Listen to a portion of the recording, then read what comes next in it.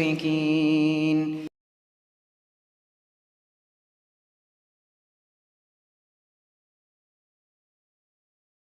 Alhamdulillah, ya, segala puji dan puji syukur hanya kita panjatkan kepada Allah Subhanahu wa taala semata, di mana Allah Subhanahu wa taala masih memberikan banyak nikmat dan karunia-Nya kepada kita semua. Di antaranya adalah bimbingan dari Allah Subhanahu wa taala bahwa kita masih ditarik oleh Allah Subhanahu wa taala untuk ingin duduk di sebuah majelis di antara majelis-majelis yang dinamakan dengan taman-taman surga, sebuah rumah di antara rumah-rumah Allah Subhanahu wa taala. Tentunya kita semua berharap dan memohon kepada Allah, semoga Allah Subhanahu wa taala mencatat amal kebaikan kita semua dan menjadikan apa yang kita lakukan ini sebagai salah satu pemberat timbangan kebaikan kita di hari kiamat kelak. Amin, amin ya rabbal alamin. Salawat dan salam semoga tetap tercurahkan kepada junjungan Nabi besar kita Nabi Muhammad sallallahu alaihi wasallam beserta para sahabatnya, keluarganya, dan juga seluruh umatnya yang senantiasa mengikuti jejak beliau hingga akhir hayatnya. Ikhwani, a'azzani Allah wa iyyakum ajma'in. Ya, subhanallah, ana diminta oleh Pak Hendra hafizahullah taala untuk memberikan sedikit kalimat motivasi untuk diri saya pribadi secara khusus dan juga untuk antum semua yang ada di sini terkait semangat mempelajari agama Allah Subhanahu wa taala. Saya memohon kepada Allah, semoga Allah Subhanahu wa taala memberi saya taufik agar kalimat yang akan diucapkan ini bisa bermanfaat untuk kita semua. Ikhwani fid din, azani Allah wa iyyakum ajma'in. Tentunya ya, ana yakin kita semua pernah mendengar tentang keutamaan-keutamaan yang telah dijanjikan oleh Allah Subhanahu wa taala dan Rasulnya Rasulullah sallallahu alaihi wasallam tentang pentingnya dan tingginya kedudukan derajat seorang penuntut ilmu. Tingginya derajat seorang penuntut ilmu, dan ilmu agama adalah ilmu yang sangat luas sekali. Ilmu agama adalah ilmu yang sangat luas. Sampai-sampai Imam Syafi'i rahimahullahu taala pernah berkata bahwasanya ilmu agama adalah bahrun la sahilalah, bagaikan sebuah bahtera atau bagaikan sebuah lautan yang tak bertepi, ya. Dan di antara ilmu yang paling penting untuk kita pelajari ya ikhwah, ya, adalah ilmu yang berkaitan dengan Al-Qur'anul Karim. Ilmu yang berkaitan dengan Al-Qur'anul Karim.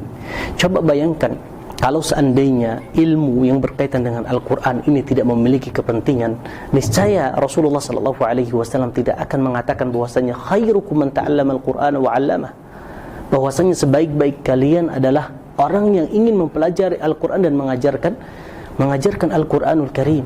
Ya. Ketika Rasulullah SAW mengucapkan sabdanya ini yang menerangkan tentang keagungan dan ketinggian derajat yang mempelajari Al-Quran, ini menunjukkan bahwasanya mempelajari Al-Quran adalah salah satu tingkatan ilmu agama yang patut untuk kita pelajari, ya. Terlebih lagi ikhwani fiddin, azani Allah wa iyyakum ajma'in, ya, surat Al-Fatihah apabila kita tidak benar membacanya, ya, sebagian ulama mengatakan bahwa salat kita tidak sah, ya, jika seandainya kita membaca surat Al-Fatihah tidak sesuai dengan kandungan dan maknanya, ya. Ini menunjukkan tentang pentingnya kita mempelajari Al-Quran. Mempelajari Al-Quran maknanya luas ayyuhal ikhwah. Mempelajari Al-Quran adalah mempelajari membaca Al-Quranul Karim, ya. Kenapa? Al-Quranul Karim, ya, yang membedakan antara Al-Quran atau di antara yang membedakan antara Al-Quran dan hadis Rasulullah sallallahu alaihi wasallam, seseorang yang membaca Al-Quran dia diberikan ganjaran. Seseorang yang mempelajari Al-Quran dia akan diberikan ganjaran, ya. Ayyuhal ikhwah fillah, ya. Betapa banyak orang-orang yang mengeluarkan hartanya hanya ingin mendapatkan pahala dari Allah Subhanahu wa taala untuk menuju ke tanah suci, ya. Kita alhamdulillah, ya, langkah-langkah kita dari rumah kita untuk mendatangi masjid ini semata-mata ingin mempelajari Al-Quran, itu dicatat amal kebaikan, ya, dicatat amal kebaikan oleh Allah Subhanahu wa taala. Dalam sebuah hadis Nabi sallallahu alaihi wasallam pernah bersabda mengatakan, "Man ghada aw rah la yuridu illa an yata'allama khairan aw ya'allima khairan kana ka ajril mujahidi fi sabilillah. Barang siapa ya yang datang dan pergi, dia tidak menginginkan kecuali untuk mempelajari kebaikan atau mengajarkan kebaikan, maka pahalanya apa? Bagaikan pahala orang yang berjihad di jalan Allah. Bagaikan pahala orang yang berjihad di jalan Allah. Subhanallah. Dan kita perlu menghadirkan ya keistimewaan ini agar kita bertambah semangat ya. Agar kita apa? Agar kita semakin giat untuk mengkaji Al-Qur'anul Karim. Ya. Di antara mempelajari Al-Qur'an juga mempelajari maknanya, mempelajari tafsirnya, ya, mempelajari tafsirnya. Ya, ana sedikit bercerita ayyuhal ikhwah fillah tentang semangat para ulama dahulu dalam dalam mengkaji dalam mengkaji ilmu agama.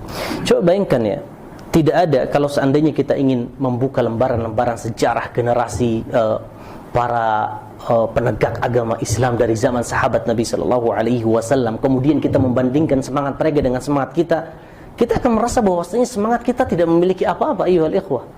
Ya, coba bayangkan Jabir bin Abdullah. Antum tahu Jabir bin Abdullah? Salah seorang sahabat Nabi sallallahu alaihi wasallam yang paling mulia. Beliau termasuk dari 7 orang sahabat yang paling banyak menghafalkan hadis Rasulullah sallallahu alaihi wasallam. Apa yang beliau lakukan? Coba, beliau rela safar bepergian jauh dari kota Madinah menuju ke kota Mesir hanya ingin bertanya satu hadis yang dia lupa. Satu hadis yang dia lupa. Ya. Antum tahu perjalanan dari kota Madinah menuju kota Mesir? Dahulu belum ada pesawat. Ya. Dahulu belum ada pesawat. Beliau habiskan berbulan-bulan hanya untuk mengingat hadis Rasulullah sallallahu alaihi wasallam yang pernah dia hafalkan namun dia lupa. Subhanallah, kata beliau, ketika aku mendengarkan hadis ini dari sahabat Rasulullah yang ada di kota Mesir, ana lupa namanya, fa idza huwa kama hafidtu. Aku mendapati bahwasanya yang dia sampaikan hadisnya itu ternyata masih sama dengan yang aku hafalkan. Subhanallah. Apa yang dia dapatkan? Hanya ingin memastikan apakah hafalannya benar atau salah. Ya, ternyata hafalannya benar. Ya. Beliau bergian jauh ya ikhwah. Nah, dan ini yang harusnya memotivasi kita untuk apa? Untuk semangat juga mempelajari agama Allah Subhanahu wa taala, terlebih mempelajari Al-Qur'anul Karim, di mana Al-Qur'an adalah salah satu di antara 2 sumber wahyu yang Allah Subhanahu wa taala turunkan kepada Rasulullah sallallahu alaihi wasallam. Ada sebuah cerita ya yang ini ana alami sendiri. Ana ketika itu bersama teman-teman, subhanallah, ini lebih dari 5 menit ya. Allah barik fiik. Ana ketika itu bersama teman-teman ke salah satu daerah di antara daerah Gorontalo untuk mengadakan daurah. Ya. Subhanallah, ana tidak nyangka bahwa di antara para peserta itu ada orang-orang yang tinggal di bagian puncak gunung, Pak. Dia dari atas ya, untuk turun ke bawah itu, kata beliau, ana menghabiskan 1 hari 1 malam. Kenapa? Karena kendaraannya yang terbatas. Subhanallah, ketika itu daurah kalau nggak salah 3 hari 3 malam. Dan dia mau menginap untuk mendengarkan atau untuk mempelajari ilmu agama yang disampaikan oleh saya dan juga beberapa teman-teman pada waktu itu. Sebetulnya bukan itu yang membuat saya sangat tertarik. Subhanallah, yang membuat saya tertarik pada waktu itu, umur beliau sudah tua, ikhwah. Umur beliau sudah tua. Uban-uban sudah mulai terlihat dari janggutnya dan juga kepalanya. Yang lebih unik lagi, ya, ketika ditanya oleh beberapa teman-teman atau salah seorang teman di antara teman-teman kita, apakah Bapak faham dengan apa yang disampaikan selama daurah ini? Kata dia, mungkin dari sisi pemahaman aku tidak terlalu memahami dengan baik, akan tetapi dengan dudukku di majelis ini aku berharap pahala dan keridhaan dari Allah Subhanahu wa taala. La ilaha illallah. Ini hati orang-orang yang terikat hatinya dengan Allah. Hati orang-orang yang dia percaya dengan berita dan kabar dari Rasulullah. Ya. Makanya Pak, penting sekali kita menghadirkan keistimewaan tersebut. Terlebih lagi kita mempelajari Al-Quranul Karim. Satu, yang kedua mempelajari ilmu bahasa Arab, Pak. Ilmu bahasa Arab. Dahulu Umar bin Khattab, ya, radhiyallahu anhu wa arda, di masa khilafahnya beliau memperingati kaum muslimin pada zaman itu untuk tidak mempelajari bahasa-bahasa asing. Dan beliau mengajak manusia untuk mendalami ilmu bahasa Arab. Kata beliau, iyyakum waratanatal a'ajim, ya. Dan jauhilah kalian dari bahasa-bahasa asing. Dan Umar bin Khattab, ya, mengajak manusia pada waktu itu untuk mempelajari bahasa Arab. Pak, bahasa Arab itu adalah kunci kita mempelajari ilmu agama. Tidak mungkin kita bisa mempelajari agama dengan baik kecuali kita faham bahasa Arab, Pak. Selama kita tidak mengerti bahasa Arab, ilmu agama kita masih setengah-setengah, Pak. Ya. Makanya Syekhul Islam Ibn Taimiyah rahimahullahu ta'ala mengatakan bahwasanya mempelajari bahasa Arab ini hukumnya wajib. Kenapa? Karena mempelajari agama hukumnya wajib, sementara bahasa Arab adalah kunci untuk mempelajari agama Allah Subhanahu wa ta'ala. Ada sebuah kaidah usuliyah dikatakan oleh para ulama, ma la yatimul wajib illa bihi fahuwa wajib. Jika seandainya perkara yang wajib, ya, tidak bisa kita dapatkan kecuali dengan sarana, maka sarananya ini menjadi hukumnya wajib, ya. Sarana ini menjadi hukumnya wajib. Begitu juga perkara yang mustahab, ya, perkara yang sunnah. Jika seandainya perkara yang sunnah tidak mungkin bisa dicapai kecuali ada sarana, maka sarana tersebut dianjurkan dan menjadi hukumnya sunnah, ya, menjadi hukumnya sunnah. Sebagai contoh, bersiwak Pak sebelum kita melaksanakan ibadah salat, hukumnya apa? Sunnah. Membelinya apa hukumnya? Sunnah, dianjurkan dan kita mendapatkan pahala. Karena kita tidak mungkin bersiwak, ya, kecuali dengan kita membeli siwak, ya, membeli siwak, ya. Begitu juga dengan bahasa Arab, Pak. Ya. Kalau seandainya kita ingin mendengar bagaimana cerita orang-orang atau kalangan kaum muslimin di kota Madinah, semangat mereka dalam mempelajari bahasa Arab, Pak, subhanallah, luar biasa. Coba Pak bayangkan, Pak, di Masjid Nabawi itu banyak sekali halaqah-halaqah Al-Quran dan halaqah-halaqah bahasa Arab. Mereka mempelajari bahasa Arab itu banyak, Pak. Mempelajari cara menulis bahasa Arab yang benar, ya. Mempelajari kaedah-kaedah bahasa Arab. Yang membuat hati saya terpikat pada waktu itu, Pak, saya melewati sebuah halaqah yang isinya adalah orang-orang yang tunanetra, ya. Mereka subhanallah mengaji Al-Quran dengan penuh semangatnya sementara mata mereka tertutup. Sebagian lagi mereka mengkaji Al-Quran sementara telinga mereka tuli. Bagaimana coba bayangkan dia mempelajari Al-Quran? Tentunya ada caranya. Akan tetapi yang pelajaran yang dapat kita petik adalah bahwasanya semangat mereka dalam mengkaji Al-Quran, dalam mengkaji bahasa Arab, ya.